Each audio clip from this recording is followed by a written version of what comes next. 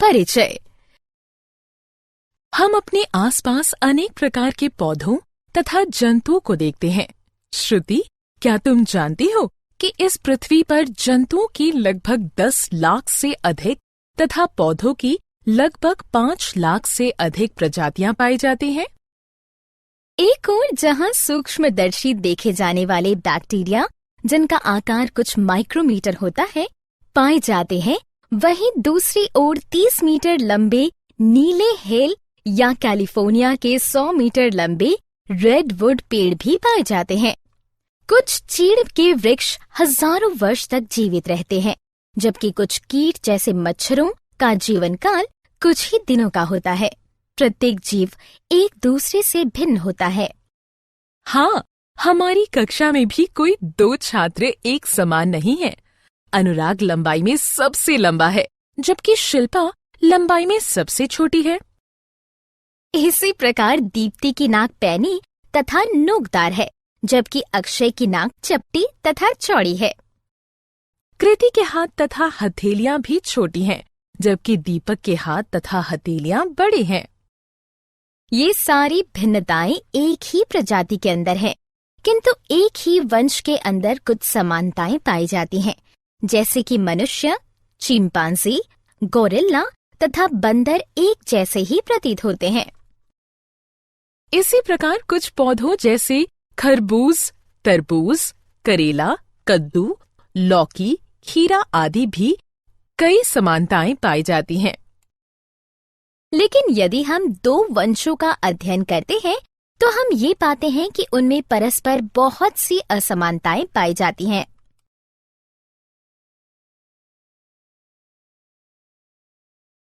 चलो एक क्रियाकलाप करके ये जानते हैं कि एक ही वंश के अंदर क्या-क्या समानताएं हैं तथा उसके अन्य वंशों से क्या असमानताएं हैं।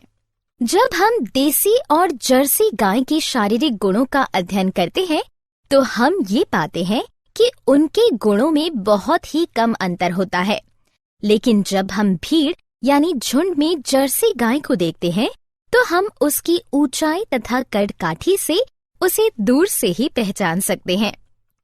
लेकिन जब हम गाय और बंदर को देखते हैं, तो हम पाते हैं कि गाय की अपेक्षा मनुष्य और बंदर में ज्यादा समानताएं हैं, हालांकि ये सभी स्तनधारी हैं। उद्देश्य। इस पाठ के अंत में आप निम्न करने में सक्षम हो जाएंगे: वर्गीकरण के आधार को पहचानना, वर्गीकरण तथा विकास को समझना, वर्गीकरण समूह के पदानुक्रम को समझना, जगत मोनेरा के गुणों को समझना, जगत प्रोटिस्टा के गुणों को समझना, जगत कवक यानी फंजाई के गुणों को समझना, जगत प्लांटी के गुणों को समझना, जगत प्लांटी के वर्गों का पता लगाना। वर्गीकरण का आधार। जैसे कि हम पहले भी चर्चा कर चुके हैं कि लाखों वर्षों पहले से ही पृथ्वी पर जीवों में विविधता का विकास धीरे धीरे हुआ है। ये विविधता इतनी अधिक है कि हम एक एक करके इन सभी जातियों का अध्ययन पूरे जीवन काल में कर पाएंगे। अतः हम सभी जीवों में समानताएं ढूंढने के लिए उन्हें भिन्न भिन्न वर्ग अर्थात क्लास, समूह यानी ग्रुप, वंश यानी जेनरा तथा जाति यानी स्पीशीज में विभाजित कर सकते हैं तथा उसके बाद उनका अध्ययन कर सकते हैं। इस प्रकार समूह बनाने को वर्गीकरण कहते हैं। ये एक बड़ा प्रश्न है कि हमें वर्गीकरण की आवश्यकता क्यों है। इसे स्पष्ट करने के लिए निम्न बिंदु हैं। वर्गीकरण विभिन्न जीवों के अध्ययन को सरल बनाता है। वर्गीकरण एक हथियार है जिसके द्वारा कोई भी जीवन की विविधता को जान सकता है। वर्गीकरण जीवन की सभी दशाओं यानी अवस्थाओं का एक ही बार में अध्ययन कराने में सहायक है। वर्गीकरण भिन्न भिन्न समूहों वाले जीवों के परस्पर संबंधों को समझाने के लिए भी आवश्यक है। वर्गीकरण अन्य जीवों के विज्ञान के विकास के लिए एक नींव बनाता है। क्या तुम्हें पता है कि अरस्तु 384 से 322 बीसी को जंतु विज्ञान का पिता कहा जाता है और उन्होंने ही पहली बार जीवों को 2 समूहों में वर्गीकृत किया था। जीव जो कि उड़ सकते हैं वो हवा में रहते हैं, जीव जो कि उड़ नहीं सकते हैं वो जमीन तथा पानी में रहते हैं। अरस्तु के वर्गीकरण की सबसे बड़ी कमी ये थी कि भिन्न भिन्न जीव एक ही समूह में थे, जबकि एक जैसे जीव भिन्न भिन्न समूहों में थे। जैसे कि प्रवाल, व्हेल, ऑक्टोपस, स्टारफिश तथा शार्क सभी बिल्कुल भिन्न जीव हैं, परंतु वे सभी समुद्र में ही रहते हैं। अतः यह निर्धारित करने की आवश्यकता है कि जीवों को वर्गीकृत करने के लिए किस तरह की विशेषताएं होनी चाहिए। क्या तुम जानते हो कि विशेषताएं क्या होती हैं? मेरे ख्याल से यह जीव का एक निश्चित रूप या निश्चित कार्य है। ये विशेषताएं एक दूसरे से परस्पर संबंधित होती हैं। इनमें से कुछ निम्न प्रकार हैं। कोशिका की संरचना, एक कोशिकीय या बहुकोशिकीय, स्वपोषी या परपोषी, संगठन का स्तर, शरीर की रूपरेखा।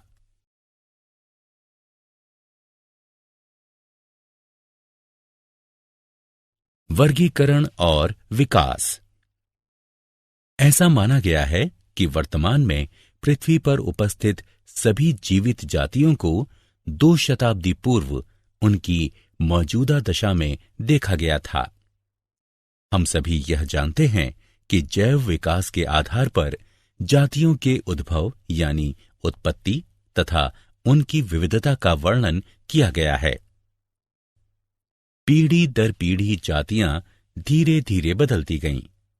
समय दर समय अंतराल के बाद पौधों तथा जंतुओं के भिन्न भिन्न समूहों की उत्पत्ति हुई। परिणाम स्वरूप विभिन्न विभिन्न जातियों की उत्पत्ति हुई तथा प्रत्येक जाति ने स्वयं को एक निश्चित पर्यावरण के अनुकूल ढाल लिया। जैव विकास विभिन्न जातियों में समानता की भी व्याख्या करता है। यही कारण है कि उन सभी जीवों में समानता पाई जाती हैं जिनके पूर्वज एक ही थे। अतः विभिन्न रूपों वाली एक एकल पूर्वज जाति जो कि कुछ अलग अलग भौगोलिक क्षेत्र में वास करती है के विकास को अनुकूली विकिरण कहा गया। जैव विकास की प्रक्रिया की गति के अंतर्गत हमने जीवों के कुछ ऐसे समूहों को पाया जिनकी शारीरिक संरचना में प्राचीन काल से लेकर आज तक कोई खास परिवर्तन नहीं हुआ है। इस प्रकार के जीवों को आदिम अथवा निम्न जीव कहते हैं, जबकि जीवों के कुछ ऐसे समूह भी पाए गए जिनकी शारीरिक संरचना में प्राचीन काल से लेकर आज तक परिवर्तन हुआ है। इस प्रकार के जीवों को उन्नत अथवा उच्च जीव कहते हैं।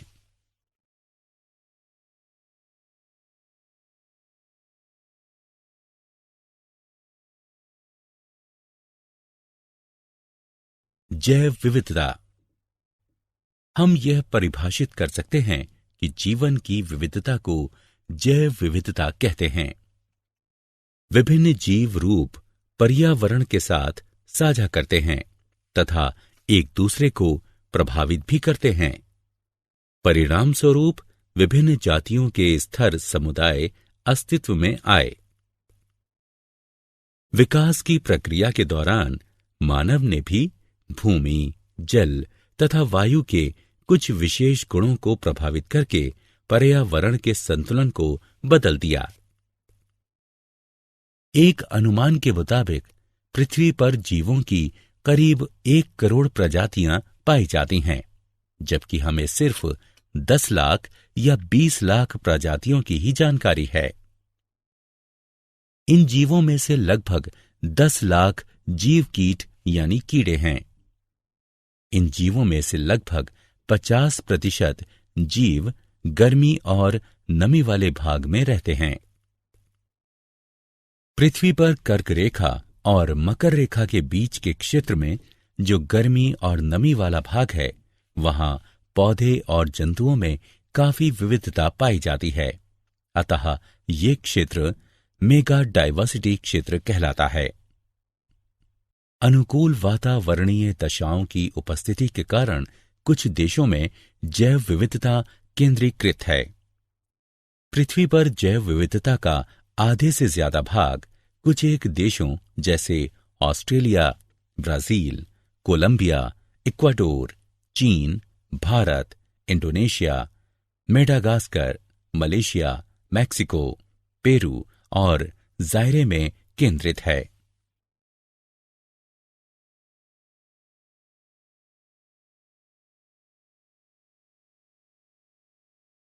वर्गीकरण समूहों की पदानुक्रमित संरचना। हम परिभाषित कर सकते हैं कि पदानुक्रम वर्गीकरण की एक ऐसी प्रणाली है जिसमें वर्ग की संवर्ग एक उचित क्रम के वर्ग में रखे गए हैं।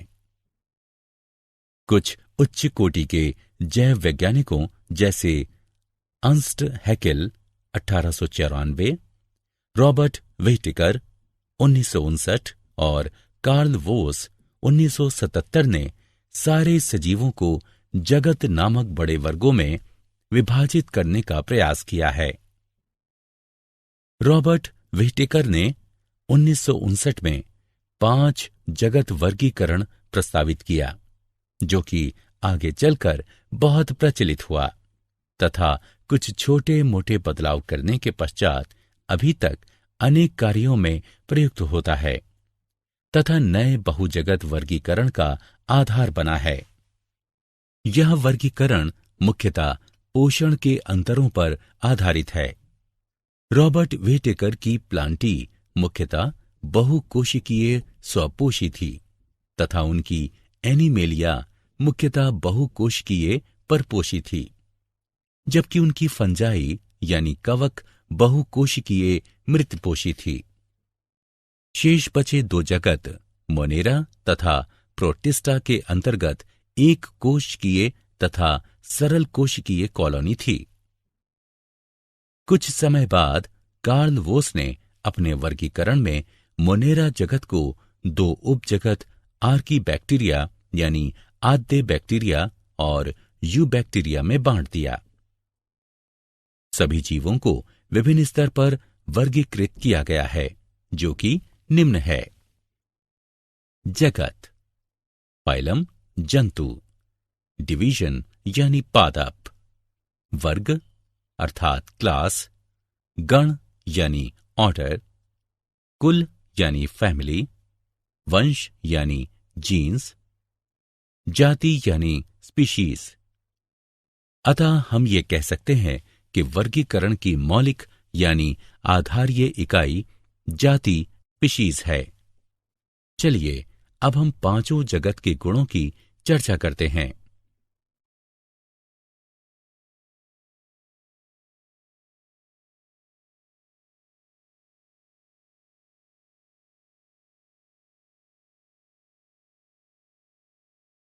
जगत मोनेरा। क्या तुम जगत मोनेरा के मुख्य गुणों को जानते हो, जो कि इस प्रकार हैं? इनमें केंद्रक भित्ति का अभाव होता है। ये राजधानी माइटोकॉन्ड्रिया तथा कशाभ 9-2 स्ट्रैंड विहीन होते हैं। ये एक कोशिकीय जीव होते हैं। इनके पोषण का मुख्य स्रोत अवशोषण है, किंतु कुछ समूह प्रकाश संश्लेषी अथवा रसायन संश्लेषी होते हैं। जनन प्रायः विखंडन अथवा मुकुलन यानी अलैंगिक विधि द्वारा होता है। मोनेरा की कोशिकाएं अति सूक्ष्म होती हैं। अधिकांश जीव में उभार युक्त कोशिका भित्ति पाई जाती है। उदाहरणार्थ एनाबीना, नॉस्टॉक, ओसिल्लेटोरिया। जीवाणु। जगत मोनेरा को 2 उपजगतों में विभाजित किया गया है। आर्कीबैक्टीरिया अर्थात आद्य बैक्टीरिया और यूबैक्टीरिया। जगत प्रोटिस्टा। सभी एक कोशिक यूकेरियोटिक को प्रोटिस्टा के अंतर्गत रखा गया है। प्रोटिस्टा में सरल संगठन पाया जाता है। या तो वे एक कोशिकीय होते हैं अथवा बिना किसी विशेषीकृत ऊतक वाले बहुकोशिकीय होते हैं। प्रोटिस्टा का यही सरल कोशिकीय संगठन उसे अन्य यूकेरियोट जैसे कि कवक, जंतु तथा पौधों से अलग करता है। प्रोटिस्टा शब्द का प्रथम प्रयोग एर्नस्ट हैकेल ने 1866 में किया था। प्रोटिस्टा को उच्च जगत की समानताओं के आधार पर विभिन्न समूहों एक कोशिकीय जीव जैसे प्रोटोजोआ, पादप सदृश प्रोटोफाइटा, अधिकतर एक कोशिकीय शैवाल तथा फंजाई यानी कवक सदृश अवपंक कवक और जल कवक में विभाजित किया गया था। प्रोटिस्टा लगभग उन सभी वातावरण में वास करते हैं जहां जल पाया जाता है। बहुत से प्रोटिस्टा जैसे शैवाल प्रकाश संश्लेषी प्रोटिस्टा होते हैं तथा ये जैव तंत्र में मुख्य प्राथमिक उत्पादक होते हैं। यूकैरियोटिक होने के कारण इनकी कोशिका में एक सुसंगठित केंद्रक एवं अन्य झिल्लीबद्ध कोशिकांग पाए जाते हैं। कुछ प्रोटिस्टा में कशाप एवं पक्षमाभ भी पाए जाते हैं। ये अलैंगिक तथा कोशिका संलयन एवं युग्मनज जाइगोट बनने की विधि द्वारा लैंगिक प्रजनन करते हैं। प्रोटिस्टा को क्राइसोफाइट, डाइनोफ्रेलेजिलेट, यूग्लिनाइट, अवंपक कवक तथा प्रोटोजोआ में विभाजित किया है। उदाहरणार्थ शैवाल, डाइएटम तथा प्रोटोजोआ। जगत फंजाई यानी कवक। इस जगत में प्रायः बहुकोशिकीय परपोषी अपघटक पाए जाते हैं। उदाहरणार्थ यीस्ट, म्यूकर, एगेरिकस इत्यादि। ये प्रायः परपोषी यानी मृतजीवी तथा परजीवी होते हैं। फंजाई हवा, जल, मिट्टी में तथा जंतु एवं पौधों में परजीवी के रूप में पाए जाते हैं। ये क्लोरोफिल युक्त जीव नहीं होते हैं। इनका शरीर कवक तंतु से बना होता है। कुछ एक कोशिकीय फंजाई जैसे ईस्ट का उपयोग रोटी तथा बियर बनाने के लिए किया जाता है। फंजाई की कोशिका भित्ति काइटिन तथा पॉलीसेकेराइड की बनी होती है। फंजाई शैवाल के साथ स्थायी अंतर संबंध बनाती हैं, जिसे सहजीविता कहते हैं। ऐसे सहजीवी जीवों को लाइकेन कहा जाता है।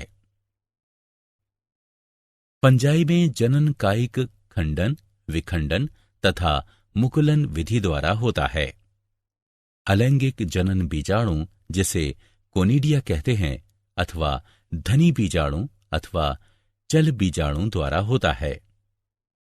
लैंगिक जनन निषिक्तांड, एंस्कस बीजाणु तथा बेसिडियम बीजाणु द्वारा होता है। विभिन्न बीजाणु सुस्पष्ट संरचनाओं में उत्पन्न होते हैं, जिन्हें फलनकाय कहते हैं। ये बीजाणु उत्पन्न बिना क्लोरोफिल युक्त जीव होते हैं। उदाहरण राइजोपस, म्यूकर, रस्ट तथा मशरूम। कुछ फंजाई रोग उत्पन्न करते हैं। उदाहरणार्थ गेहूं में किट रोग पक्सीनिया के कारण होता है। कुछ फंगल जैसे पेनिसिलियम से प्रतिजैविक एंटीबायोटिक का निर्माण होता है।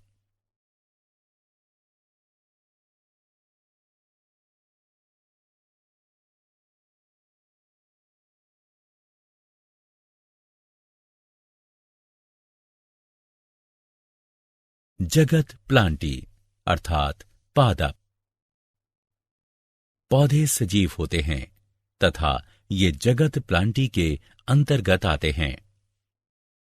पादप कोशिकाएं बहुकोशिकीय होती हैं, जिनमें हरित लवक तथा सेल्यूलोज की बनी हुई कोशिका भित्ति पाई जाती है। प्लांटी जगत में शैवाल, ब्रायोफाइट, टेरिडोफाइट, जिम्नोस्पर्म तथा एंजियोस्पर्म आते हैं। पौधों के वैज्ञानिक अध्ययन, जो कि वनस्पति विज्ञान कहलाता है, के अनुसार पौधों की वर्तमान में लगभग 3,50,000 जातियां हैं, जो कि बीज वाले पौधों, ब्रायोफाइट, फर्न तथा फर्न सम्मिश्र में विभक्त हैं। इनके अंतर्गत जानकारी वाले जीव जैसे कि पेड़, शाक, झाड़ियां, घास, लताएं, फर्न, मॉस तथा हरे शैवाल आते हैं। 2004 तक पौधों की लगभग 2,87,655 जातियां पहचानी गई थीं, जिनमें से 2,58,650 पुष्प वाले पौधे तथा 18,000 ब्रायोफाइट हैं। हरे पौधे, जिन्हें कभी कभी व्रिडी प्लांटी कहते हैं, अपनी अधिकांश ऊर्जा सूर्य की रोशनी में प्रकाश संश्लेषण की प्रक्रिया द्वारा प्राप्त करते हैं।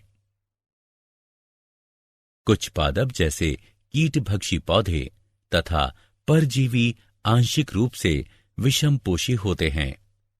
ब्लेडर वर्ट तथा वीनस फ्लाई ट्रैप कीटभक्षी पौधों के उदाहरण हैं, जबकि अमरबेल यानी कस्कूटा परजीवी का उदाहरण है।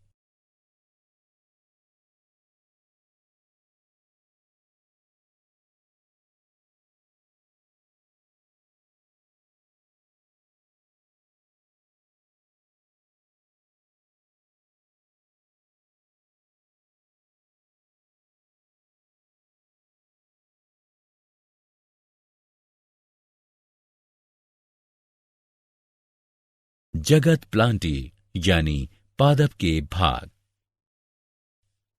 पौधों में प्रथम स्तर का वर्गीकरण इन तथ्यों पर आधारित है कि पादप शरीर के प्रमुख घटक पूर्ण रूपेण विकसित एवं विभेदित हैं अथवा नहीं।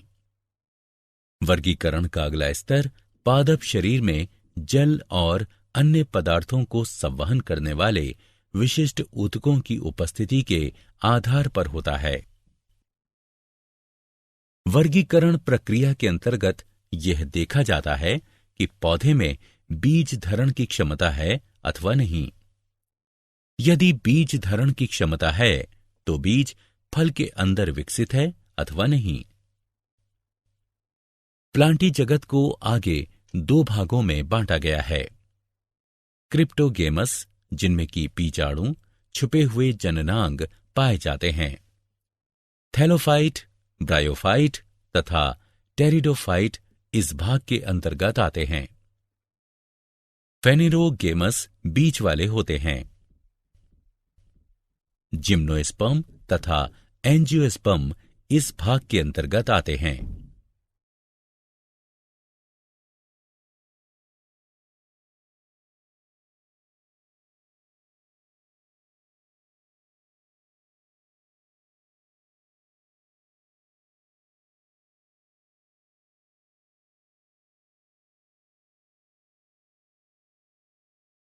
भाग थैलोफाइटा।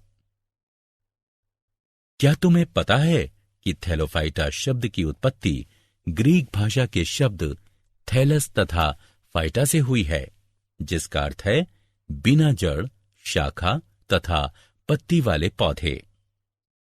इन पौधों की शारीरिक संरचना में विभेदीकरण नहीं पाया जाता है। इस वर्ग के पौधों को सामान्यतः शैवाल कहा जाता है। ये मुख्य रूप से जल में पाए जाते हैं। यूलोथ्रिक्स, स्पाइरोगाइरा, कारा, क्लेडोफोरा तथा अल्वा आदि शैवाल के कुछ उदाहरण हैं।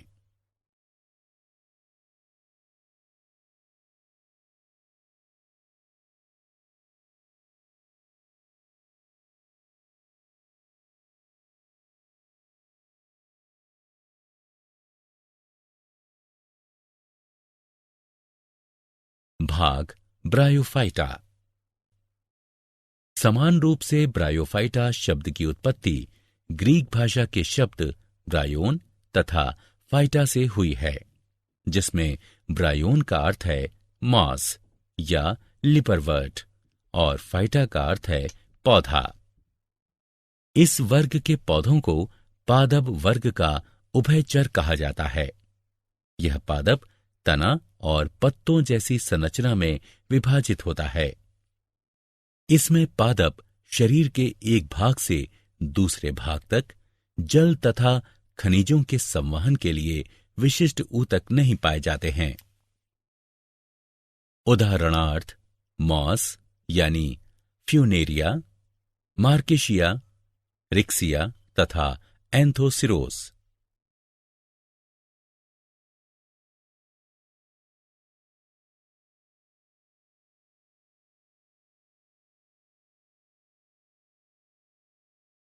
भाग टेरिडोफाइटा। इसी तरह टेरिडोफाइटा शब्द की उत्पत्ति ग्रीक भाषा के शब्द टेरिस तथा फाइटा से हुई है, जिसमें टेरिस का अर्थ है फर्न तथा फाइटा का अर्थ है पौधा। इस वर्ग के पौधों का शरीर जड़, तना तथा पत्ती में विभाजित होता है। इनमें शरीर के एक भाग से दूसरे भाग तक जल तथा खनिजों के संवहन के लिए संवहन ऊतक भी पाए जाते हैं। उदाहरणार्थ Marsilea, Lycopodium, Selaginella, Equisetum, Azolla, Adiantum तथा ड्रायोपिटेरिस।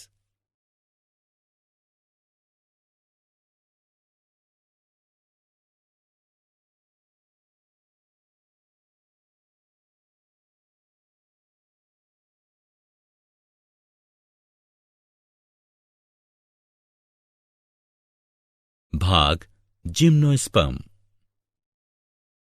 जिम्नोस्पर्म शब्द दो ग्रीक शब्दों जिम्नो तथा स्पर्मा से मिलकर बना है, जिसमें जिम्नो का अर्थ है नग्न तथा स्पर्मा का अर्थ है बीज। जिम्नोस्पर्म सबसे प्राचीन पौधे होते हैं तथा इनके बीज साधारण तथा नग्न होते हैं, अर्थात बीज फल के अंदर बंद नहीं होते हैं। ये सदाबहार, बहुवर्षी तथा काष्ठीय पौधे होते हैं। इन्हें दो समूहों में विभक्त किया गया है, साइकेडी और कोनिफेरी। उदाहरणार्थ गिनकोगो, साइकस तथा पाइनस।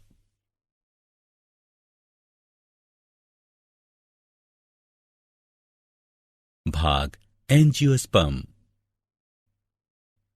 एंजियोस्पर्म दो ग्रीक शब्दों एंजियो और स्पर्मा से मिलकर बना है। एंजियो का अर्थ है ढका हुआ और स्पर्मा का अर्थ है बीज। एंजियोस्पर्म अत्यधिक विकसित पौधे होते हैं। इनके बीजों का विकास अंडाशय के अंदर होता है, जो बाद में फल बन जाता है। पुष्प में जननांग समूह में पाए जाते हैं, अतः इन्हें पुष्पी पादप भी कहा जाता है। पौधे के भ्रूण में बीज पत्र पाए जाते हैं। ये बीज पत्र पत्तियों के सदृश होते हैं, इसलिए इन्हें बीज पत्ती भी कहते हैं। बीज पत्रों की संख्या के आधार पर एंजियोस्पर्म वर्ग को दो भागों में बांटा गया है। एक बीज पत्र वाले पौधों को एक बीज पत्री और दो बीज पत्र वाले पौधों को द्विबीजपत्री कहा जाता है। कुछ उदाहरण हैं पाइसम यानी मटर, सोलेनम यानी आलू, रोजा यानी गुलाब, फाइकस यानी बरगद, मेलिया यानी नीम, मेलस अर्थात सेब तथा मैंगीफेरा यानी आम आदि।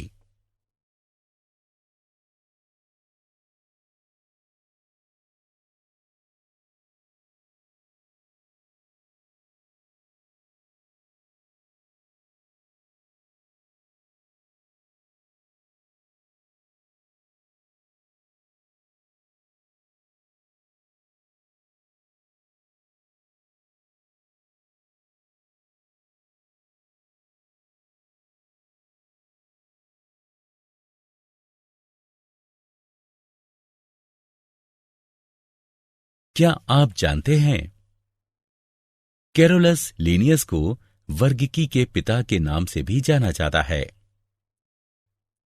वर्गीकरण का प्राकृतिक तंत्र अकारिक लक्षणों पर आधारित है तथा इसे जॉन रे ने प्रस्तावित किया था।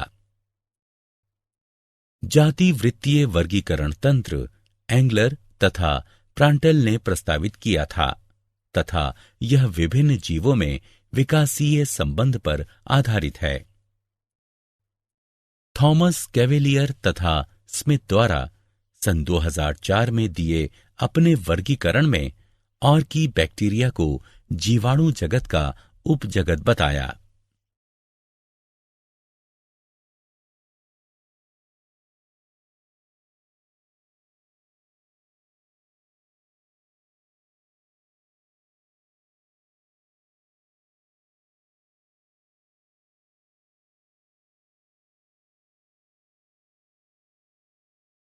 सारांश।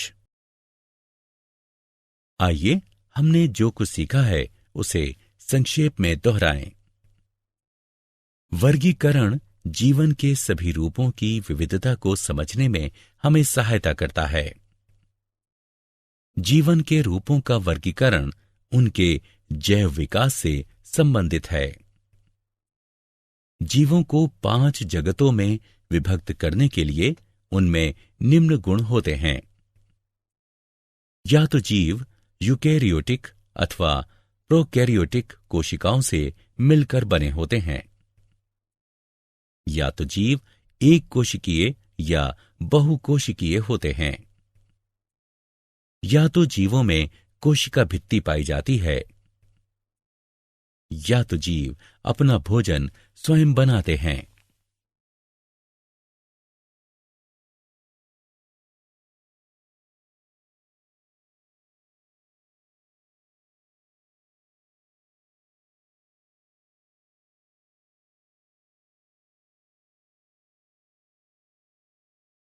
उपरोक्त आधार पर सभी सजीवों को 5 जगतों में विभक्त किया गया है।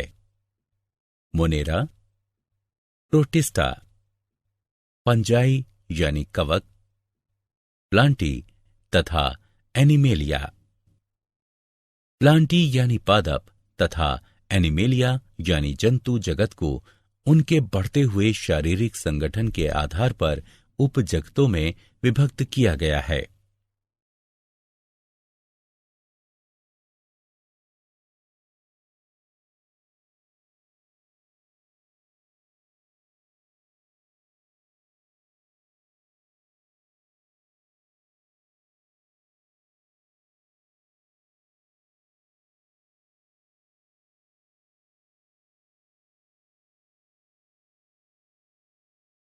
पौधों को 5 समूहों में विभक्त किया गया है। थैलोफाइटा, ब्रायोफाइटा, टेरिडोफाइटा, जिम्नोस्पर्म और एंजियोस्पर्म।